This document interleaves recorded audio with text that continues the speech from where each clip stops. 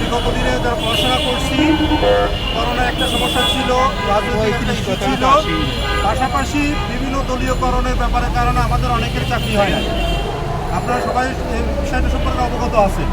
এখন হচ্ছে সর্বক্ষেত্রে উন্মুক্ত, কোনো দলীয়করণ নয়, ঘুষ দুর্নীতি নেয়, আবেদনের মতো বিশেষ ক্যাডার তৈরি করে প্রশ্ন ফাঁস করে, সেখানে আমরা যে সুযোগটা পাই নাই, সেই সুযোগটা আমাদের দাবি ছিল বিগত 12 থেকে 15 বছর আগের থেকেই।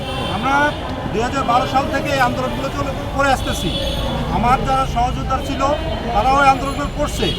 মাঝখানে হঠাৎ কিছু ছেলেপেলে বা সরকারের এক্সপার্ট কমিটি যে সুপারিশটা করলো 35, তারা সেই সুপারিশটা ভায়োলেট করলো।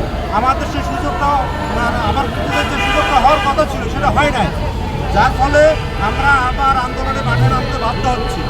আর জুনিয়রদের ব্যাপারে যে কথাটা আপনারা বলছেন, জুনিয়ররা তো যদি 35 হয় বা 37 হয়, তারা তো সুযোগ পাচ্ছে সামনে।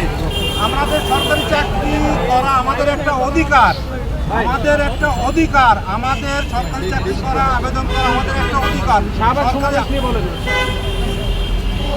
সংগ্রাম আমরা 11 তারিখে আমাদের বয়স সংস্কারের যদি কমিটি সম্মিলিতভাবে যে সিদ্ধান্ত দিচ্ছে, 11 তারিখে আমরা একটা বৃহৎ পরিসরে সমাবেশের ডাক দিছি। আশা করি আমাদের সেই সমাবেশ হয়তো সহস্র ছাত্র জনতার সমাবেশ হবে।